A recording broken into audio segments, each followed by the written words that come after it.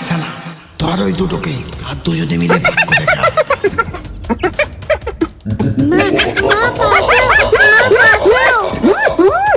হিং ক্রিং মিং, আজ মহাকাল যোগ, আজ সূর্য রাহুর গ্রাসে পড়বে, এই আধারে চোখ ধাঁধিয়ে যাবে ওই সাদা হায়রাভূতে।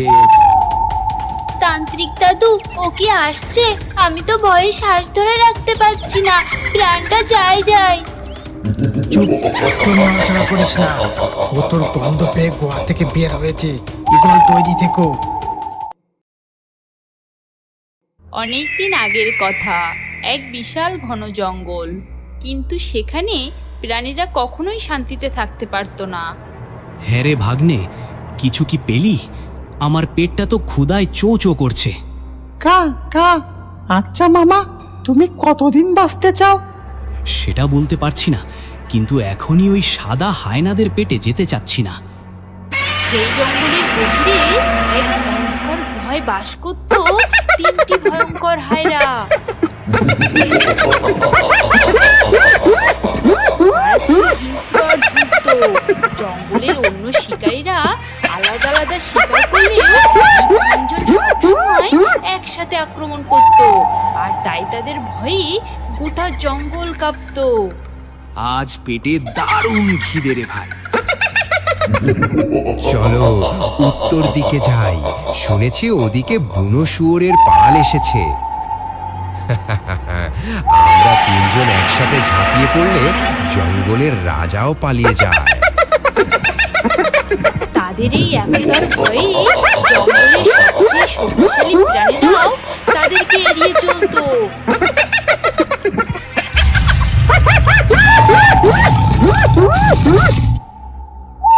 প্রতিদিন তারা অসংখ্য প্রাণী শিকার করে অন্ধকার গুহায় ফিরে যেত, কিন্তু কেউ জানতো না এত শিকার দিয়ে তারা গুহার ভিতর কি করে।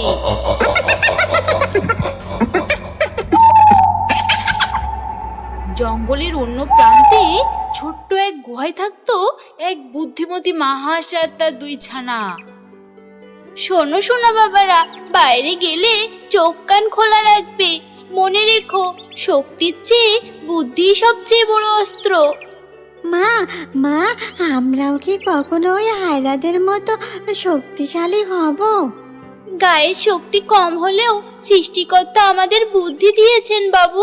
সেই বুদ্ধি কাজে লাগাতে জানলে সবচেয়ে বড় বিপদ থেকেও বাঁচা যায়।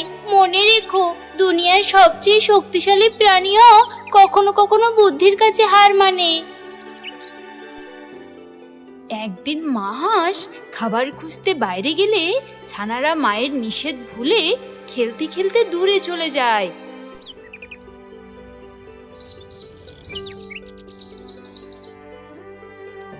ঠিক তখনই তিন হায়রা তাদের দেখে ফেলে।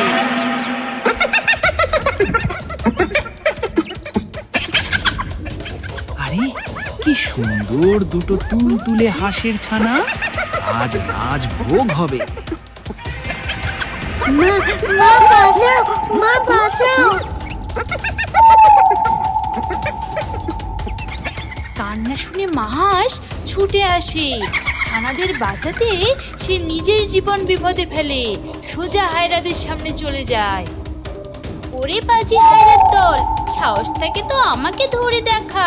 ছোট বাচ্চাদের উপর বাহাদুরি দেখাচ্ছিস? আরে এই দেখি মা হাঁস নিজেই ধরা দিতে এসেছে। চলো আগে একেই ধরি, তারপর ছানাদের দেখব।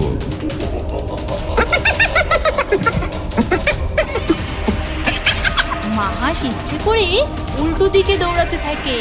হায়রারা তিনজন ছানাদের ছেড়ে তার পেছনে ছোটে।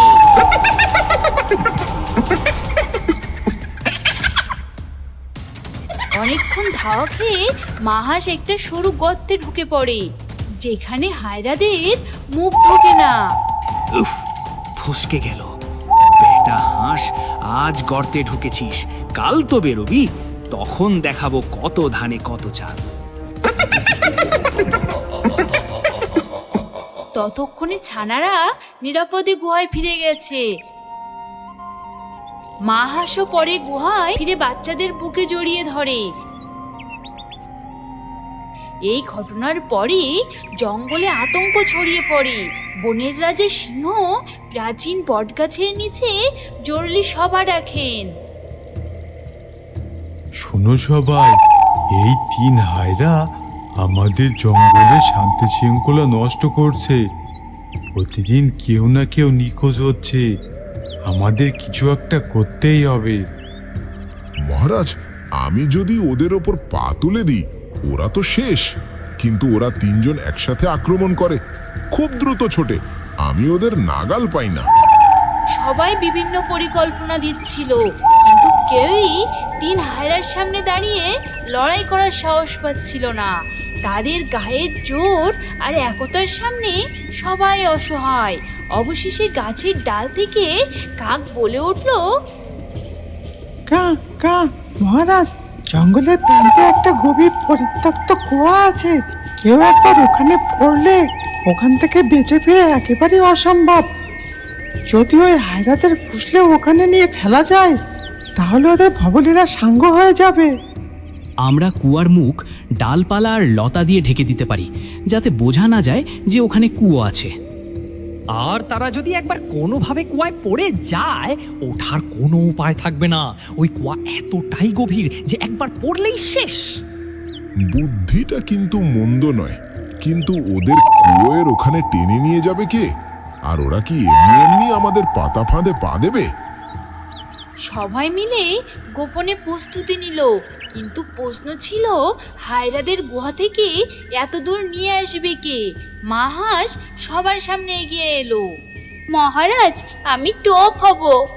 আমি ওদের গুহা থেকে কুয়া পর্যন্ত ছুটিয়ে নিয়ে আসব। এটা খুবই বিপজ্জনক মহারাজ। ওরা এবার তোমাকে পেলে তোমাকে আর ছাড়বে না। শক্তির চেয়ে বুদ্ধি বড় মহারাজ। আজ আমি ভয় পেয়ে পিছালে কাল আমার বাচ্চাদের কেউ বাঁচাতে পারবে না।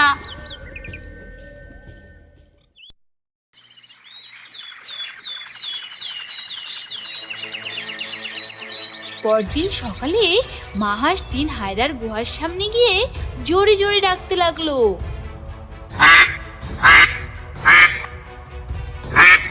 ওরে কাপুরুষ হায়রার দল, আয় আমাকে ধরে দেখা।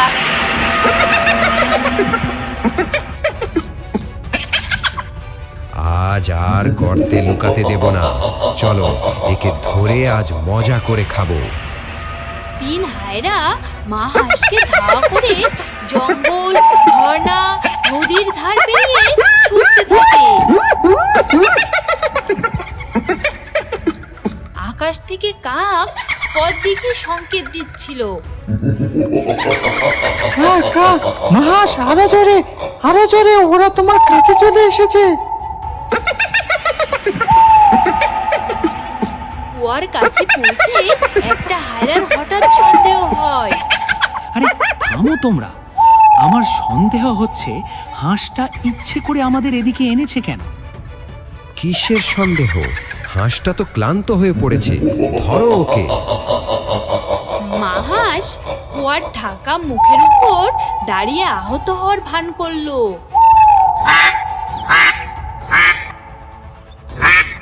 ওরে বাবা, আমার পা বুঝি ভেঙে গেল, আর দৌড়াতে পারছি না। এবার কোথায় যাবি? চলো একসাথে ঝাঁপিয়ে পড়ি। 3 হায়রা একসাথে ঝাঁপিয়ে পড়লো, আর শেষ মুহূর্তে মা হাঁস উড়ে সরে গেল। তারা সোজা কুয়ার ঢাকনা ভেঙে গভীর কুয়ায় পড়ে গেল। কা কা হাতি ভাই, তাড়াতাড়ি এসো, তাড়াতাড়ি এসো।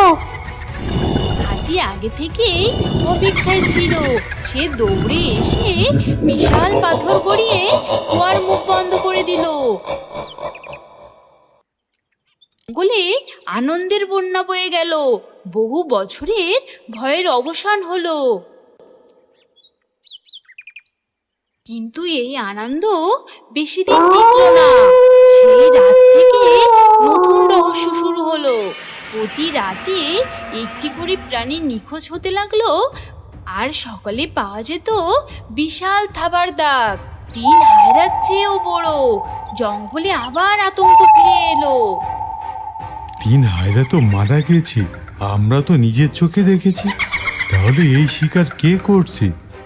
মহারাজ, হয়তো কুয়ো থেকে ওদের আত্মা বেরিয়েছে আর ভূত হয়ে ফিরে এসেছে। রাতেই পাহারায় বসানো হলো পেঁচাকে। গভীর রাতে পেঁচা দেখলো পুরানো গুহা থেকে এক বিশাল ভয়ঙ্কর প্রাণী বেরিয়ে আসছে। হায়রার মতো দেখতে, কিন্তু আকারে অনেক বড়।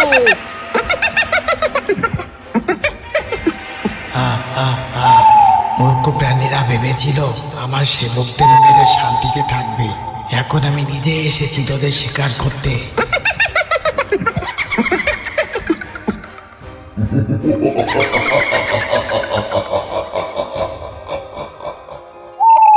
হায়রা ভূতটি একটি ঘুমন্ত হরিণ শিকার করে গুহায় ফিরে গেল। পরদিন পেঁচা সব ঘটনা সিংহকে জানালো। জঙ্গলের প্রাণীরা ভয়ে স্তব্ধ হয়ে গেল। অবশেষে বৃদ্ধ শকুন তান্ত্রিককে ডেকে আনা হলো। শোনো সিংহ মহারাজ, ওই গুহায় বহু বছর ধরে এক ভয়ঙ্কর হায়রা ভূত বাস করছে। ওই তিন হায়রা ছিল তার অনুগত সেবক, আর তারা তাদের শিকারের একটা বড় অংশ ওই হায়রা ভূতকে দিত। আর এখন সেই সেবকরা মারা যাওয়ায় তার খাওয়াও বন্ধ হয়ে গিয়েছে, তাই সে এখন নিজেই শিকারে বের হয়েছে।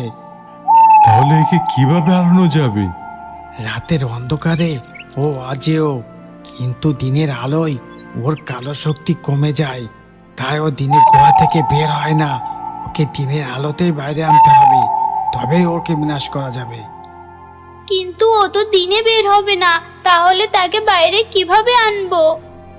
তখন কাক বলল, কা মহারাজ, আমি কালকে গ্রামের থেকে গিয়েছিলাম। তখন এক গ্রামের পূজারী গ্রামের লোকেদের বলছিল যে নাকি কয়েকদিনের মধ্যে সূর্যগ্রহণ। বাহ, এটাই আমাদের মোক্ষম সুযোগ। সূর্যগ্রহণের সময় দিনের বেলাতেই অন্ধকার নেমে আসবে। হায়রাভূত ভাববে রাত হয়ে গিয়েছে, তাই সে ভুল করে বের হবেই। তখন আমরা ওর গায়ে পবিত্র জল ছিটিয়ে ওর কালো শক্তি শেষ করে দেব। তবে এর জন্য একজন সাহসী টোপ দরকার। মাহাস আবার এগিয়ে এলো। তান্ত্রিক দাদু, আমি তৈরি। আমার বাচ্চাদের আর এই জঙ্গলের শান্তির জন্য আমি আবার টোপ হব। শোনো হাস, তুমি মরার ভান করে শুয়ে থাকবে। ঈগল, তুমি গাছের উপরে পবিত্র জল নিয়ে অপেক্ষা করবে। সূর্যগ্রহণের সেই দিন এলো। ধীরে ধীরে অন্ধকার হয়ে গেল। দিনের বেলাতে যেন গভীর রাত। গাছের নিচে মাহাস মরার ভান করে শুয়ে রইল। হে সৃষ্টিকর্তা, আমাকে শক্তি দাও, আমার বাচ্চাদের রক্ষা করো। ঠিক তখনই পুরনো গুহা থেকে সাদা হায়রা ভূত বেরিয়ে এলো। চারদিকে অন্ধকার দেখে সে ভাবলো রাত হয়ে গেছে।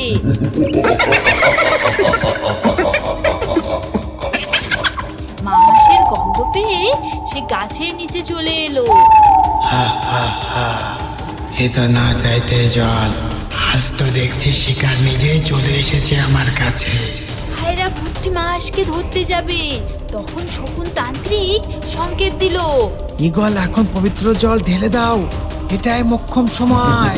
ঈগল মুহূর্তে পবিত্র জল হায়রা ভূতের গায়ে ঢেলে দিল। জল পড়তেই সে আর্তনাদ করে উঠল। আমার গা চলে গেল, তোরা আমার সাথে চলনা করেছিস। গা থেকে কালো ধোঁয়া বেরোতে লাগলো।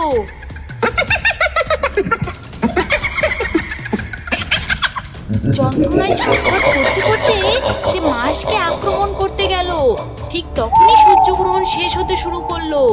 চাঁদের আড়াল থেকে সূর্যের প্রথম তীব্র কিরণ সোজা হায়রা ভূতের ওপর পড়লো। পবিত্র জল আর সূর্যের আলোর মিলিত প্রভাবে তার শরীর আগুনের মতো জ্বলতে শুরু করলো। সূর্যের আলো, আমি শেষ হয়ে যাচ্ছি। বিকট আর্তনাদ করে সাদা হায়রা ভূত সেখানেই পুড়ে ছাই হয়ে গেল। তার কালো শক্তি চিরতরে শেষ হলো। হ্যালো বন্ধুরা, আজকে আমাদের লাকি ড্রয়ে বিজয়ী নামগুলো আমাদের চ্যানেলটি সাবস্ক্রাইব করো, তারপর কমেন্টে নিজের সুন্দর নামটি লিখে দাও।